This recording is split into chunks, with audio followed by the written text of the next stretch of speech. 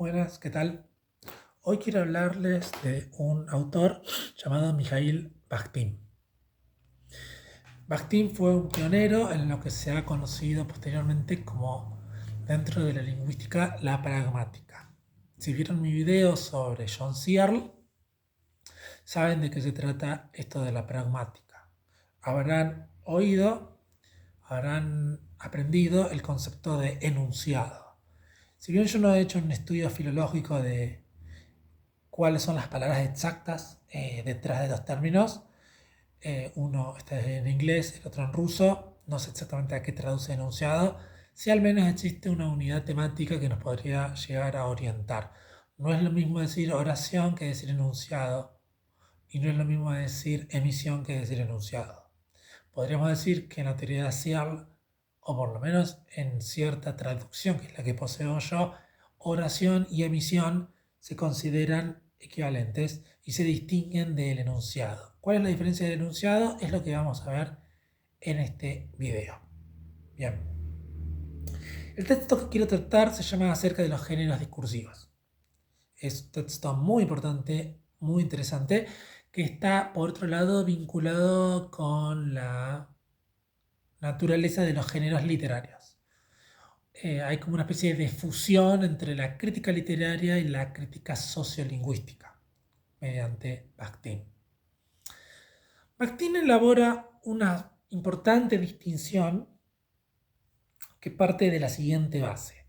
Él critica que en la época en la que él vivía, el lenguaje se consideraba más como un instrumento del pensamiento que como una herramienta comunicativa. De hecho, contrariamente opuesta a cómo se lo considera hoy. De hecho, si ahora lo planteamos en términos actuales o contemporáneos, cualquier manual de lingüística general que puedan llegar a obtener en la actualidad distingue las distintas dimensiones o dominios de la lingüística y se distingue como una suerte de círculos concéntricos. De hecho, circula en las redes una imagen muy bonita de colores, toda muy paqueta, que distingue entre el orden fonológico, el fonético, el morfológico, el sintáctico, el semántico y el pragmático. Dicho en orden, el fonológico trata de la naturaleza de los fonemas, la naturaleza de los sonidos de una lengua que Bakhtin podría llamar lengua nacional. La fonética trata de cómo se organizan los sonidos para generar significado. Los morfemas tratan de la estructuración significante de la palabra. La sintaxis constituye cuál es la combinatoria de oraciones bien formadas dentro de una determinada lengua, por ejemplo la lengua española. La semántica trata del significado literal de esas oraciones. Oración no es un término caprichoso. Mientras que la pragmática trata del significado concreto en una situación de habla real. Mientras que la unidad mínima de análisis de la morfosintaxis y de la semántica es la oración, la unidad de análisis de la pragmática es el enunciado. ¿Cuál es la diferencia? Que en la oración se trata como instrumento del pensamiento, mientras que en el enunciado se trata como unidad de comunicación, va a decir Bakhtin, dialógica. Bien. Entonces, esa es una diferencia fundamental. ¿Cuál es? ¿En qué reside la diferencia entre enunciado y oración? Entonces, tenemos una serie de cuestiones importantes. Bien. Luego, Bakhtin va a vincular, hay una forma un tanto, no diré desordenada, pero sí casi no tan sistematizada como puede llegar a tener un manual de lingüística actual, con distintos capítulos, apartados, etc. El punto. Bakhtin distingue entre las esferas de la actividad humana y el uso de la lengua. Dice que estas esferas de la actividad humana están imbricadas con el uso de la lengua. ¿Qué quiere decir esto? Que en distintos ámbitos de una sociedad humana, se va a hablar de una determinada manera distinta. Por ejemplo, a mí me gusta mucho esta frase de Raymond Williams que dice: hablar de una forma distinta es vivir de una forma distinta, o sea, escribir de una forma distinta es vivir de una forma distinta. Las personas hablan en eso que se ha llamado, en términos de vuelta, sistematizados, sociolectos, idiolectos, etc. Bien, el punto es que a partir de las esferas de la actividad humana y el uso de la lengua se realizan lo que se llaman los enunciados. Los enunciados son las unidades reales de comunicación discursiva.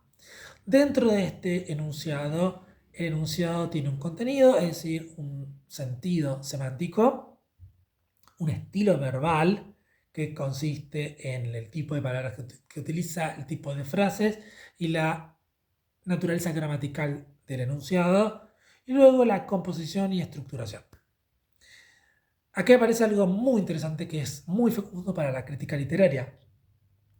Los enunciados se estabilizan de acuerdo a un orden social, lo de la esfera social, las esferas de la actividad humana, se estabilizan en una serie de cadenas de enunciados que llevan el nombre de géneros discursivos. Los géneros discursivos son estructuras estables y formas arquetípicas de enunciados. Entonces, ejemplos de géneros discursivos: un relato,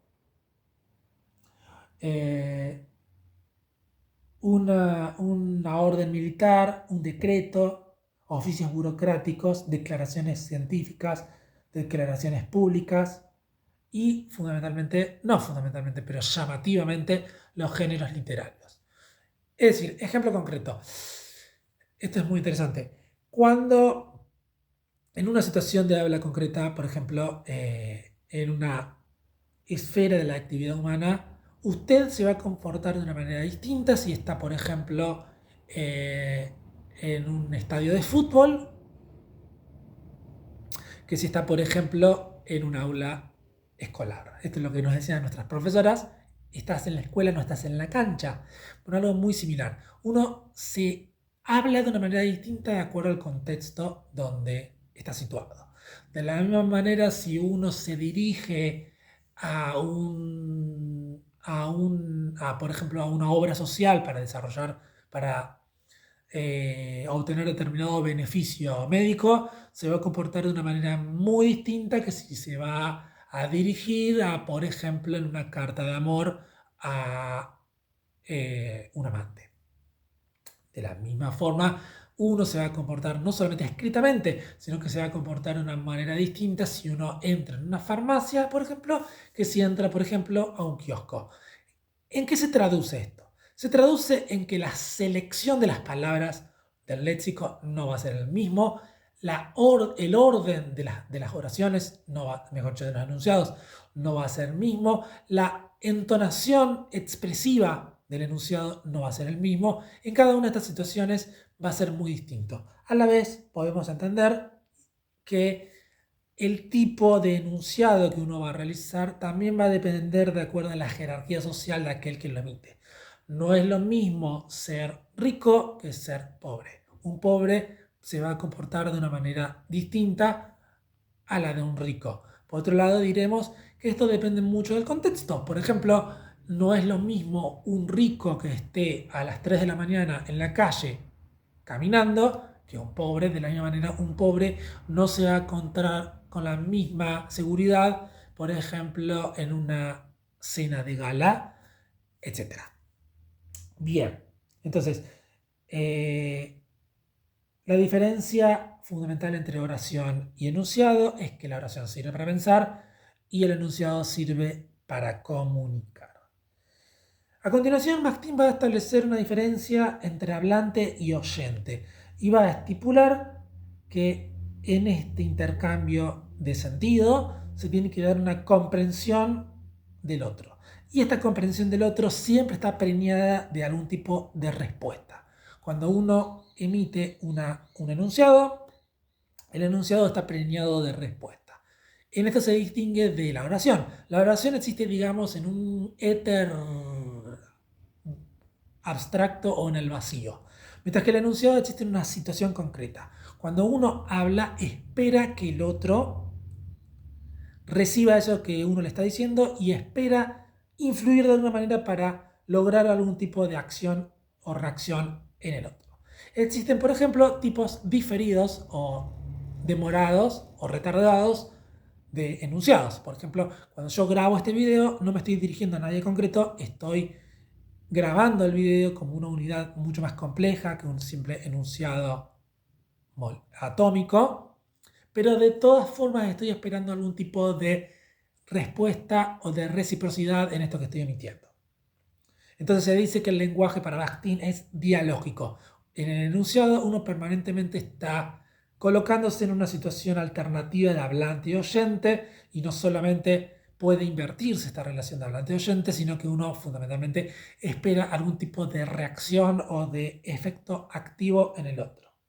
Entonces uno puede estar esperando una contestación, un consentimiento, una participación, una objeción, un cumplimiento, etc. Bien. Para volver a esta cuestión de los géneros discursivos, es interesante que los enunciados existen siempre en cadenas. Y acá Bakhtin va a distinguir, a criticar esta noción abstracta, lingüística, oracional, porque va a decir que no existe un Adán bíblico. Quien habla no existe como primer hombre que empieza a hablar, sino que existe con una serie de enunciados y géneros discursivos que lo anteceden y que lo condicionan en su manera de comportarse lingüísticamente en el mundo. Entonces, otra de las distinciones entre oración y enunciado es que la oración no se relaciona con un contexto extraverbal. Las oraciones existen en manuales de gramática de una manera totalmente abstracta o impersonal. Por eso mismo las oraciones no tienen autor y por eso mismo las oraciones son neutras. A diferencia de las oraciones, los enunciados están inscriptos en una posición dialógica y otra de las cuestiones de los enunciados es que están muy regidos por la cuestión de la intención. La intención es aquello, sin más, que uno intenta hacer, valga la redundancia, con un determinado enunciado. Cuando uno tiene una intención, espera algún tipo de respuesta en el otro. En una oración no hay intención. A su vez, los enunciados tienen otra característica muy importante, que es la cuestión del momento expresivo. En el momento expresivo, uno no solo tiene una entonación afectiva en lo que está diciendo, algo que no es privativo de los enunciados, sino que también lo tienen las oraciones, pero las oraciones lo tienen más codificadas de una forma más normal o estable.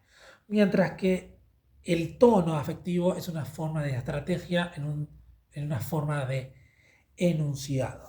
Otra de las cuestiones importantes de los enunciados es que al situarse en un tipo de comunicaciones concreta y relación contingente con la lengua, hay una reestructuración en el hablante. Uno permanentemente adopta ciertas formas de géneros discursivos que lo anteceden, no obstante, lo reestructura, es decir, lo adapta a la situación concreta y de esa forma se van generando distintos cambios. En ese sentido se puede decir que todas las palabras de un enunciado tienen tres dimensiones, como dimensión neutra, que es lo que se da por defecto en el terreno del pensamiento puro o de la oración, ajena, lo que la palabra significa para el otro, y propia, lo que la palabra significa para uno mismo. Es muy interesante vincular esto a la poesía. Cuando un autor desarrolla una voz propia, un estilo propio dentro de una poesía, las palabras particulares que ese poeta empieza a utilizar están cargadas de un sentido, de una significatividad especial que le da su labor poética. Por eso la palabra es suya.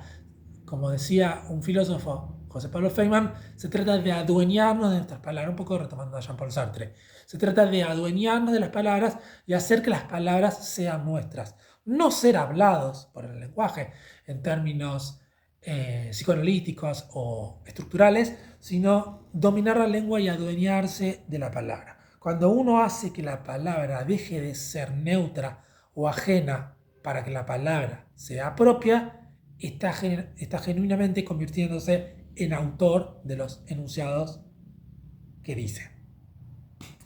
Eso sería básicamente una introducción o una explicación del texto Los géneros discursivos de Mikhail Bakhtin, y espero que les haya gustado. Nuevamente distingo en un breve resumen la relación entre oración y enunciado. La oración atañe al pensamiento, el enunciado atañe a la comunicación. El enunciado forma parte de la pragmática, de la praxis de habla concreta de hablantes. Los enunciados se constituyen en una cadena que puede ser dialógica, que suele ser dialógica, o siempre es dialógica, mejor dicho, que uno lo recorta y le coloca pausas, espera un tipo de reacción o respuesta en el otro, tiene una intención y un momento expresivo, y se rige fundamentalmente por la adopción de géneros discursivos, o sea, de formas estabilizadas de enunciados que ya en las esferas de la vida humana condicionan la manera en la que uno se va a comportar lingüísticamente. Así que sin más, eso es todo.